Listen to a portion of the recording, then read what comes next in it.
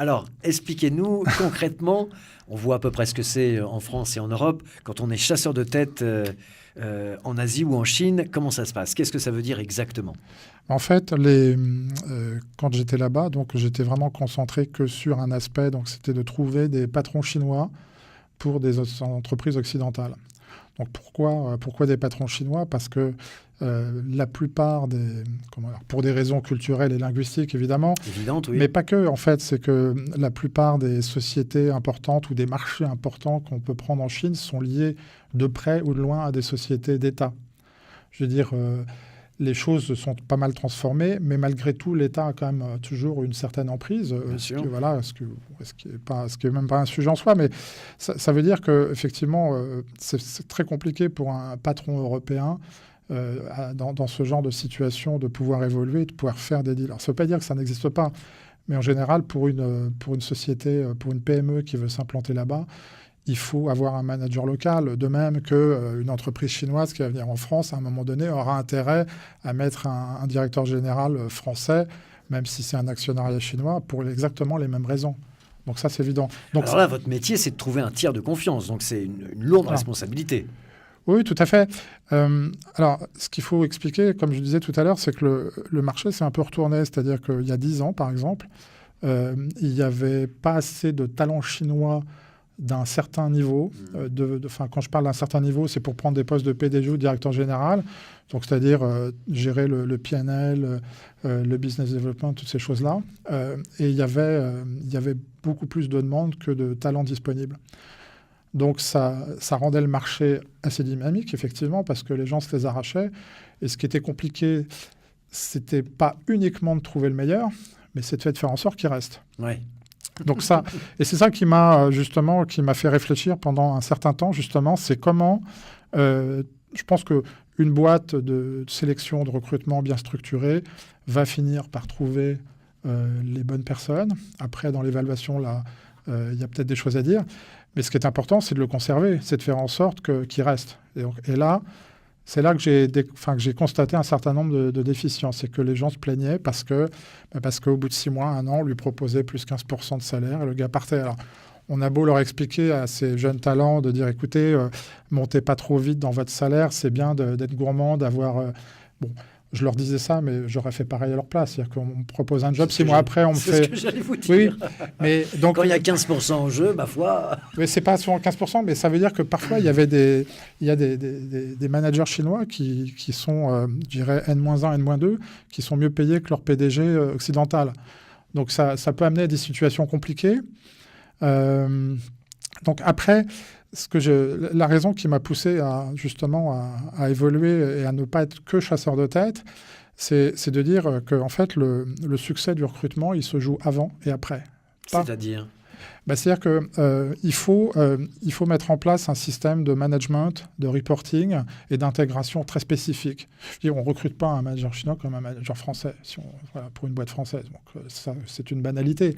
Ce que je veux dire, c'est que bien souvent, j'ai constaté que les directeurs, je dirais, du développement chinois n'étaient pas assez encadrés. Et pas assez, quand je dis pas assez encadrés, c'est pas assez intégrés à la stratégie de la société. D'accord. C'est-à-dire que là où beaucoup de gens voient les Chinois comme des adversaires, voire des ennemis potentiels, en fait, il faut les voir comme des amis et des partenaires. Donc ça veut dire les intégrer. Donc on essayait de conseiller à tous les boards, justement, d'intégrer ces gens dans la stratégie, de les faire venir dans les sièges, de les impliquer, de les mouiller, parce qu'on ne peut pas leur demander de performer et de faire des résultats spectaculaires sans leur donner non plus envie de rester. C'est-à-dire que quand, vous savez, vous laissez un Chinois, un manager chinois aux commandes avec un degré de liberté important, eh bien évidemment, il va avoir envie de le reproduire, parce que c'est aussi dans la culture de reproduire. Donc, je ne veux pas faire un débat sur la contrefaçon et sur le fait de piquer des idées puis de les lancer, mais dans la culture chinoise, c'est-à-dire quand quelqu'un a réussi, il devrait y en avoir 10 à côté qui réussissent. Donc, ils ont cette mentalité de vouloir refaire toujours mieux ce que les autres font. Donc, reproduire un succès en essayant de faire mieux. Voilà, c'est ça. Tout à fait. Donc, une fois qu'on sait ça, je pense que c'est tout à fait possible de réussir, justement, mais ça nécessite d'avoir une stratégie très claire au départ. C'est un peu comme une partie de Go, c'est-à-dire qu'il faut créer un territoire où les choses sont eux. J'aime bien faire cette métaphore parce que finalement...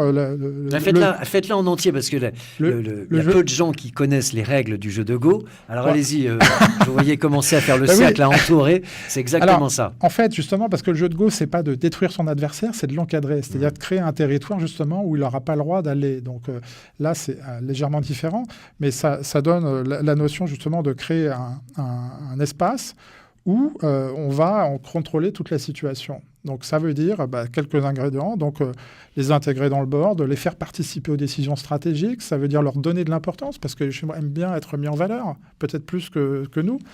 Nous, la seule valeur qu'on aime bien voir, c'est la fiche de paye et le bonus.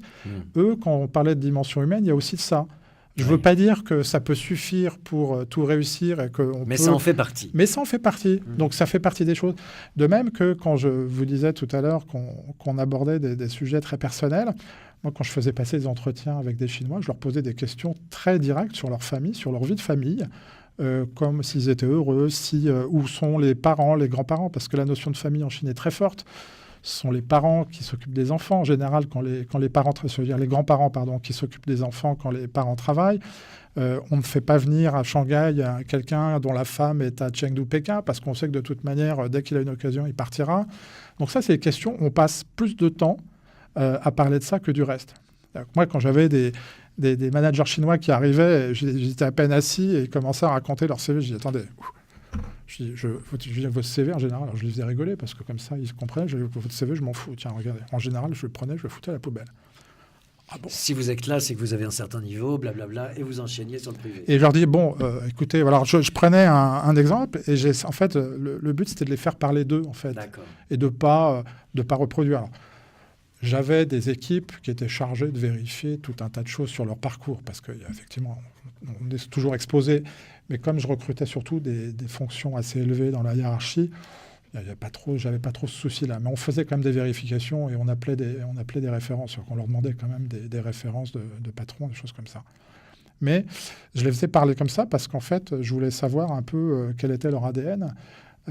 Parce que justement, c'est pour ça que j'insiste sur les premières étapes avant de recruter, c'est de bien connaître l'entreprise et la culture de la boîte qui va se lancer là-dedans. Déjà, savoir s'ils ont toutes les qualités, je dirais, nécessaires, c'est-à-dire de patience, d'humilité, de flexibilité pour dealer avec des Chinois, c'est-à-dire manager des Chinois. Et puis après, voir comment tout ça pouvait se lier, quoi. Donc, et ce qui m'a aussi amené à... Donc moi, aujourd'hui, quand je discute avec une PME, j'en ai écouté qui me dit, voilà, nous, on voudrait un directeur général en Chine. Je dis, très bien. Mais je dis, par contre, je veux être là avant que vous fassiez votre organisation parce que je vais vous expliquer les erreurs à ne pas commettre et je veux être là après. Parce qu'après, il peut se passer beaucoup de choses que vous ne verrez pas. Parce que quand vous avez mis en place, quand vous avez permis à un manager chinois de prendre un super job avec un super salaire, il est reconnaissant. C'est-à-dire que moi, je fais du coaching d'onboarding, c'est-à-dire que j'impose à mes clients maintenant de faire un suivi au niveau du client, mais aussi du dirigeant chinois, pour savoir comment ça se passe, est-ce qu'il est content, comment je peux l'aider. Et de ce fait, moi, il va me parler beaucoup plus facilement parce qu'il sera redevable, beaucoup plus facilement qu'à son big boss, qui ne connaît pas encore et qui a besoin de temps pour justement établir cette zone de confiance. Donc, en fait, on travaille beaucoup là-dessus. Et quand en fait, en France, on dit que c'est très difficile de trouver une mission de recrutement parce que le marché est plus tendu. Mais là-bas, c'est de trouver... c'est pas de... Alors, trouver la mission, OK, mais il y en a plein. C'est de trouver le bon candidat. Mais c'est surtout de lui vendre. Il faut déployer beaucoup d'énergie pour vendre le projet au candidat. C'est-à-dire que les gars, quand vous les appelez, vous dites, bon, OK, on se voit, mais dites-moi pourquoi je devrais y aller. Ah oui. En France, on vous dit, voilà, vous avez un super job, tu as le salaire, vous avez le reporting, vous allez avoir tant de responsabilités, on y va. Eux, non, je veux savoir ce qu'il y a derrière. Donc, il faut avoir une histoire à raconter. Donc, cette histoire, je ne peux pas la raconter si je ne connais pas le client. Bien sûr. Donc, bien ça ne se limite pas, je veux dire, en Chine, ça ne se limite pas à juste une job description et puis après une grosse activité de recherche. Ça va beaucoup plus loin que ça. On le voit.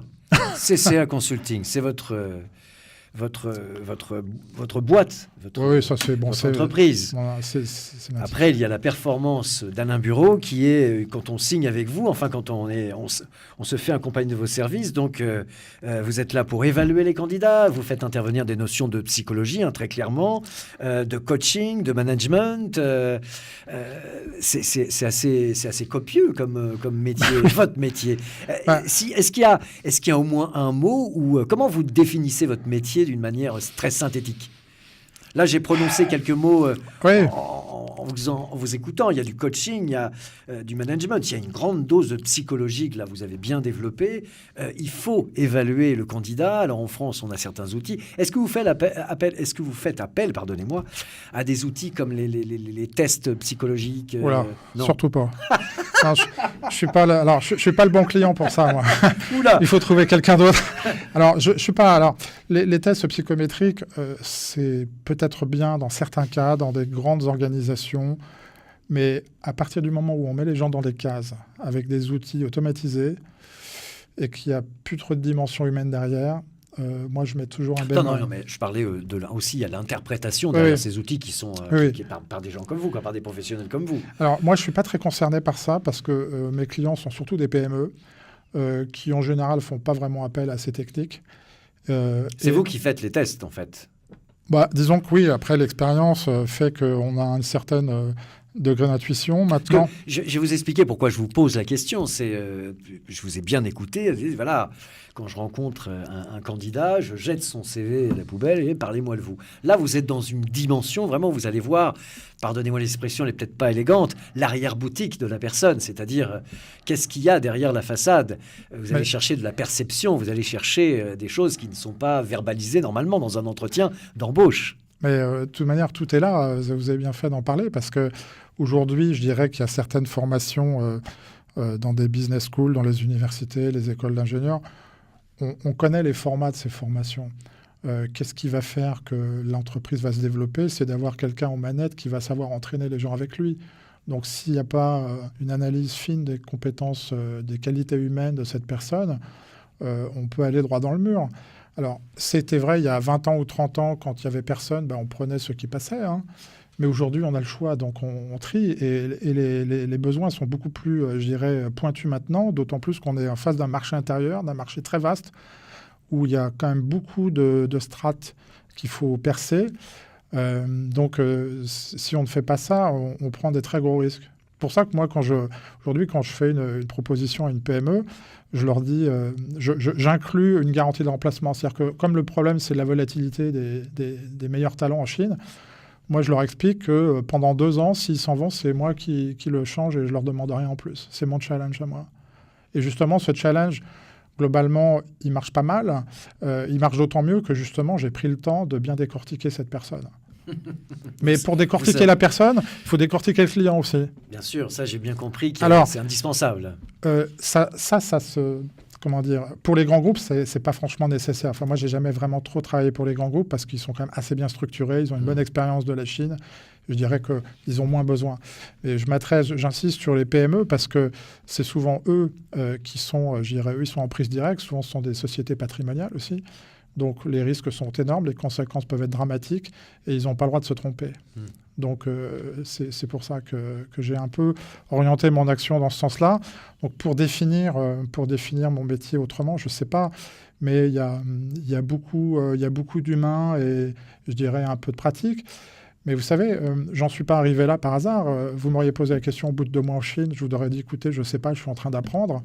2 ans après, j'avais appris beaucoup. Parce que j'ai vécu aussi avec eux, j'ai vu comment ça se passait.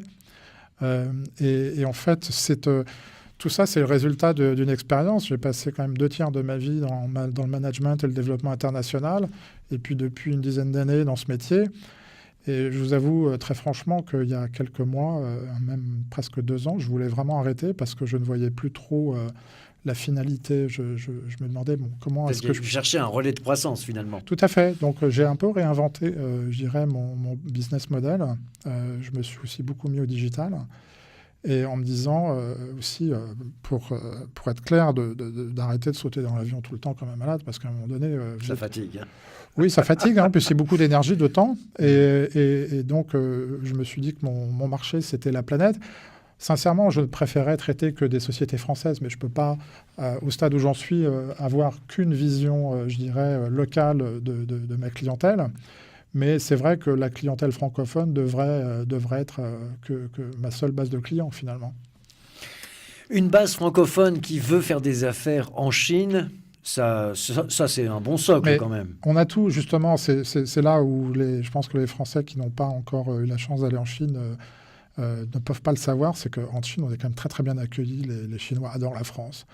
On a quelques célébrités qui sont très bien reçues. Je veux dire, on a vraiment quelque chose, donc c'est vrai partout dans le monde. Quand j'étais aux États-Unis, c'était aussi ça. Les gens ont les yeux qui brillent quand vous leur expliquez que vous passez tous les jours devant la Tour Eiffel. Ils se disent, mais vous avez trop de chance.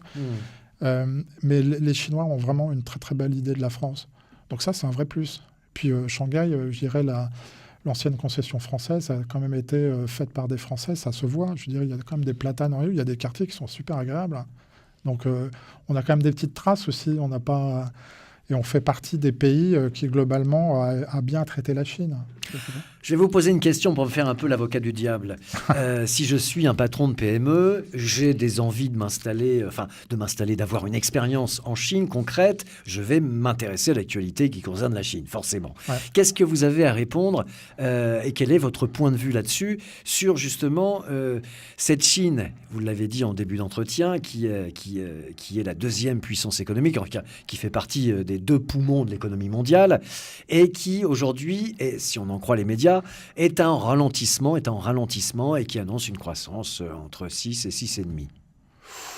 Alors déjà, je pense que personne ne connaît, sauf peut-être le président chinois, sa vraie croissance. Alors qu'il l'amplifie ou qu'il la minore, enfin peu importe dans le sens, je pense que il suffit d'aller en Chine pour voir que c'est un pays qui bouge tout le temps. Il y a de la croissance, je pense que oui. Après, j'ai pas, le sujet n'est pas trop là. Je pense que c'est pas parce qu'on va mesurer le taux de croissance que tout va se régler. Je veux dire, il peut être de 8 ou de 4. De toute manière, la Chine, elle continue de pousser. Donc ça, il suffit d'y aller pour le voir. Non, je pense que c'est pas par rapport à la croissance qu'il faut voir. C'est que une société qui a un savoir-faire, qui est sur une niche technologique, et là, j'ai quelques discussions qui vont dans ce sens-là en ce moment. Typiquement, ils cherchent des partenaires, surtout dans l'énergie aujourd'hui. Ils cherchent des partenaires et c'est très compliqué pour eux de prendre un partenaire sans avoir mis vraiment un pied en Chine. Donc, j'ai travaillé à un moment donné pour une petite entreprise française, justement. Je ne vais pas la citer ni son secteur.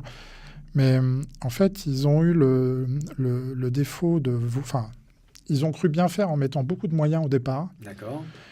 Mais en se retirant au bout de 2 ans parce que ça n'avait pas rapporté assez. Et ils se sont dit, non, là, si on continue, on va couler la boîte. Ils ont tout arrêté. Après, ils en ont peut-être pour 10 ou 20 ans avant de revenir. Ce qu'il faut en Chine, c'est durer. Donc, ce qui est très important, c'est de mettre un pied, peut-être un deuxième, et d'y aller progressivement. C'est de ne pas trop se griller tout de suite. Donc, et il y a des solutions. Aujourd'hui, il y a des sociétés de services qui permettent de mettre ce premier pied, d'avoir un lieu de stockage, d'avoir des services de douane, d'importation, justement pour tester le marché. Comme tout nécessite du temps, là-bas, les gens, que ce soit les clients, les marchés, ils ont besoin de temps pour vous connaître. Donc, il faut y aller par la petite porte, par la pointe des pieds, avec beaucoup d'humilité et de patience. Et puis, au moment où il faut, paf, là, il faut appuyer. Mais il ne faut pas le faire à l'envers. C'est 2 mots-clés importants dans cet entretien, humilité et patience. Je les ai notés plusieurs fois. Ça fait partie vraiment des... Oui, ça revient toujours. C'est incontournable. Oui, absolument. Oui, tout à fait. Ça, c'est... Bon, mais tout le monde le dit. J'apporte rien en disant ça. Mais c'est vrai que moi, j'étais patient, j'étais humble. Mais je l'étais encore plus après 2 ans de Chine qu'avant, ça c'est certain. Alors, est-ce que vous pouvez nous parler de cette Chine qui fascine pas mal d'entreprises en France? C'est la Chine digitale, la Chine numérique, qui fait beaucoup parler d'elle, en bien, en moins bien de temps en temps, car elle peut faire peur. Est-ce que vous avez une opinion là-dessus, une pensée à nous dire? Alors, Pas plus que ça. Je vais peut-être vous décevoir parce que je suis plus orienté sur l'industrie manufacturière, hein, sur tout ce qui est lié à la chimie, l'énergie, les matériaux, tout ça. Mais effectivement, j'ai quelques amis qui sont dans le digital en Chine. Ils vont très très vite. Il y a des pôles de compétences dans le nord-est de la Chine, justement, où on prévoit que le futur Bill Gates ou Steve Jobs sera chinois. Ils sont les seuls à fabriquer pratiquement les dalles de tablettes ou de smartphones.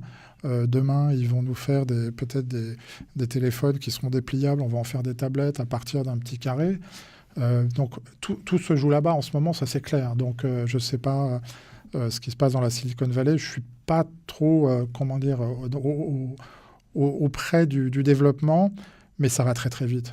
Quand il s'agit d'aller vite et d'aller fort, de toute manière, les Chinois, ils sont meilleurs que nous.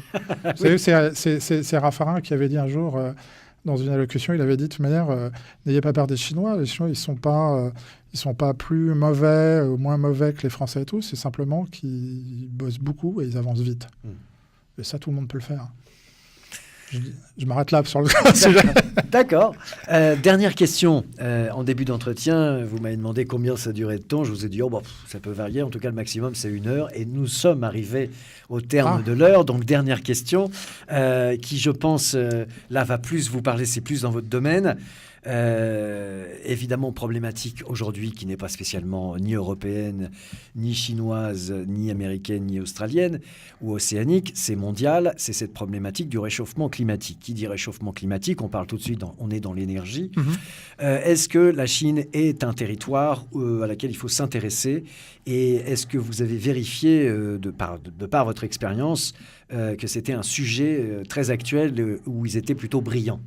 Écoutez, je pense on va être très étonnés de ce qui va se passer dans les 10-20 ans à venir.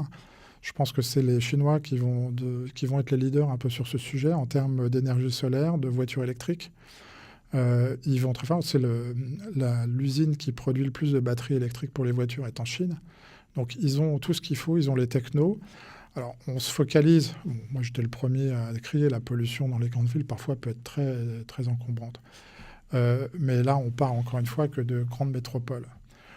Donc, effectivement, les villes de Pékin et de Shanghai se sont développées comme ça et c'est difficile de là. Donc, à Shanghai, ils ont fait beaucoup d'efforts justement pour arranger ça. Mais je pense qu'ils sont très, très impliqués là-dedans. Et je ne serais pas étonné, effectivement, qu'ils prennent le leadership sur l'énergie. Après leur contribution à la pollution de la planète, ça, je ne sais pas. On nous fait croire effectivement qu'ils ne sont pas très impliqués. Moi, j'en suis pas convaincu du tout. En tout cas, c'est eux aujourd'hui qui ont les technologies et les gros développements environnementaux et ils sont en train de construire des villes propres et des villes vertes. Donc, je pense qu'on a tout intérêt à regarder ce qu'ils font sur ce sujet.